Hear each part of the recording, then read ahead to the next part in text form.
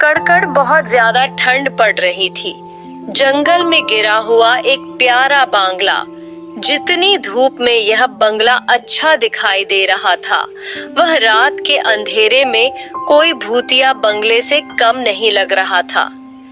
बंगाल का लीजिए या हवेली का लीजिए, वह हवेली में मात्र बड़े बड़े लोगों की रख सकते थे। उसे रात वहां पर 4 लोग रुके हुए थे। एक बड़ा धनवान सेठ और उसकी पत्नी और उसके दादी माँ और पिताजी रुके हुए थे। और वह थोड़े गरीब थे, तो वह पैसे जोड़ तोड़ के एक रात के लिए वहां पर रुके हुए थे। तभी पिताजी अपने बेटे से कहते हैं, यह महल की सेवाएं, आजू बाजू किसी का कोई घर मुझे दिखाई नहीं दे रहा था, तो मुझे माफ करना। मैं इतना बड़ा महल ले लिया, मेरे तो काफी ज्यादा पैसे खर्च हो गए। क्या पिताजी, ये महल तो बड़ा ही डरावना लग रहा है मुझे। इतने पैसे क्या, ये हम हाल को खरीदने में अपने खर्च कर दिए पिताजी। मुझे तो कोई ये भूतिया बंगला लग रहा है पिताजी। बताओ हम यहाँ पर एक दिन कैसे बिताएंगे? मुझे तो पहले ही यहाँ पर डर लग रहा है पिताजी। अरे बेटा, तुम इतने बड़े हो गए, क्या अभी भी तुम बच्चे हो? तुम्हारी तो अभी तक की पढ़ाई भी खत्म हो गई है। अभी तक तुम डरते हो, मुझे तो पता ही नहीं। और मैं भी क्या कर सकती हूँ? हमें अगले दिन यहीं पर रुकना पड़ेगा, क्योंकि बाहर का मौसम बहुत खराब है और बाहर का मौसम बहुत ही ठंडा है। हम इस ठंड में नहीं जा सकते, हमें यहीं पर रुकना पड़ेगा। और यहाँ पर कोई भूकंप भी आ सकता है, क्योंकि मोबाइल में पता चला है कि यहाँ आजू बाजू बहुत तेज हवा चलने वाली है। अरे मेरे डरपोक भाई, तुम कब सुधरेंगे? क्या तुम्हें अभी भी डर लगता है? मैं तो तुमसे छोटी हूँ, तभी भी मुझसे डर नहीं लग रहा है। बस तुम छोटे के छोटे ही रहोगे और डरपोक के डरपोक के रहोगे मेरे भाई। डरने की शिवाय या आजू बाजू खूबसूरत बंगले को तो देखो, कितना खूबसूरत बंगला मिला हुआ है। यह बंगला घूमने के लिए हमें तो पूरा एक दिन लग जाएगा। एंजॉय करो, मस्ती करो, क्या डरते ही रहते हो। और यहाँ की शांति देखो, कितना मस्त शांति है। यहाँ तो हमें कोई भी डिस्टर्ब नहीं करेंगे, पता भी नहीं चलेगा कि एक दिन कैसे बीत गया। और भाई बहन एक रूम में आ जाते हैं, तभी भाई को नींद नहीं आती। बहन तो आराम से सोई हुई थी और अचानक से भाई को डरावनी आवाज आने लग जाती है। अरे मेरे पास तो आओ, मैं तुम्हें सुलाती हूँ। आ जाओ, मेरे पास नहीं आए तो मैं तुम्हारे पास चली आती हूँ। कई दिनों बाद कोई इस घर में रहने के लिए आए हैं। अब तो बहुत ही मजा आएगा इन्हें खाने में। आओ ना, मेरे पास आओ। अरे भाई के पसीने छूटने लग जाते हैं, वह बड़ा बड़ा ही घबरा जाता है। तभी उसकी बहन उड़ जाती है, उसको डरा देती है। भाई को डरा हुआ बहन को काफी ज्यादा मजा आता है। तभी उसकी बहन कहती है, अरे मेरे डरपोक भाई, क्या तुम्हें नींद नहीं आ रही है? या जितनी हवेली दिख रही है ना, बहुत डरावनी नहीं है।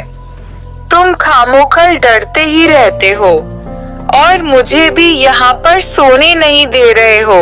इतना कहने के बाद बस सभी लोग नीचे आ जाते हैं। उसके मम्मी पापा भी नीचे आ जाते हैं और बड़े ही घबरा जाते हैं। और बेटा सभी को बताता है कि या किसी की आवाज आ रही थी, परंतु उसके ऊपर कोई विश्वास नहीं करता है। तभी अगले दिन वही भाई एक वहां पर बुद्धि काकी माँ से मिलता है। तभी बुद्धि काकी मन से कहता है, मुझे बताओ, ये इतनी बड़ी हवेली में क्या मेरा परिवार ही रुका हुआ है? कोई परिवार यहाँ पर और नहीं रुका हुआ है? इतना बोलता है, परंतु उसे कोई जवाब नहीं मिलता है। तभी वह अगले दिन कहीं पर जा रहा था, तो उसे दुकान पर खड़ा हुआ आदमी दिखाई देता है। वह कुछ सामान बेच रहा था। तभी दुकान वाला कहता है, अरे साहब जी, मेरी दुकान से कोई किराना तो खरीद लो। मेरी कई दिनों से बिक्री नहीं हुई, आप थोड़ा सा खरीद लोगे तो मेरी बिक्री हो जाएगी। और यहाँ पर तो बहुत सारे आइटम मिलेंगे, जैसे कि चावल दाल आटा चाहिए, जो चाहिए तुम्हें मिल जाएगा। अरे अरे मुझे कुछ नहीं खरीद। अरे साहब जी, कुछ तो खरीद लो, चावल खरीद लो। मेरी बनी नहीं हुई कुछ खरीद लेंगे तो मेरा एक दिन का राशन की बिक्री हो जाएंगे। फिर शाम हो जाती है और वह दादी माँ अपने रूम में अकेले बैठी थी। तभी उसके सामने अचानक से चुड़ैल जाती है और वह बहुत घबरा जाती है।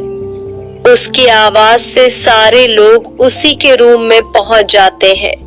पहुंचने के बाद वह सारी बातें बता देती है और सारी बात बताने के बाद किसी को उसके ऊपर विश्वास नहीं होता है। सभी लोग सुन लो, यह भाई सही कह रहा था मेरा बेटा कि यहाँ पर चुड़ैल है। मुझे आज दिखाई दी, वह भी मेरे सामने आ गई थी। मुझे आप यहाँ पर नहीं रहना, अब तो मुझे जाना होगा। चलो यहाँ से अपना बोरिया बिस्तर बांधो, फटाफट चलो। सभी अपना सामान लेकर गेट के पास पहुंच जाते हैं, परंतु गेट के पास वही बूढ़ी दादी माँ खड़ी होती है जो कि भाई ने वह क्वेश्चन पूछा था। वही दादी माँ खड़ी रहती है और बहुत दादी माँ किसी को जाने नहीं देती है और वह अपने असली रूप में आ जाती है और वह भयानक से चुड़ैल में बदल जाती है और उसके रूप देखकर दोनों चुड़ैल और आ जाती है। तो बिल्कुल देखकर पूरा परिवार डर जाता है और सारी चुड़ैल ने उनको हिप्नोटाइज कर दिया था और वह अपने जगह से नहीं हिल पा रहे थे। वह बहुत ज्यादा घबरा जाते हैं, बहुत सारी विनती करते हैं जाने की, परंतु चुड़ैल उनकी एक बात भी नहीं सुनती है और चुड़ैल उनकी एक बात भी नहीं सुनती है और बस वहां चिल्लाते ही रहती है कि बचाओ बचाओ, परंतु उनकी मदद करने के लिए कोई नहीं आता है। तभी चुड़ैल कहती है, तुम आप यहाँ से कहीं नहीं जा सकते, अब तुम भी हमारे बीच हो गए हो और अब से तुम्हें हमारे साथ ही रहना पड़ेगा और तुम हमारी टोली में शामिल हो जाओगे। अब तो हमें बहुत ही मजा आएगा। और यह भूतिया बंगले में जो भी आया दोबारा लौटकर वापस नहीं गया और तुम यहाँ पर आए हो, अब तुम भी यहाँ से नहीं लौट पाओगे और मैं तो तुम्हें भूत बनकर ही छोड़ूंगी। और जो एक बार या भूतिया बंगले में आ जाता है उसे मारना ही नहीं पड़ता है। और यह काम मैंने ही शुरू किया था।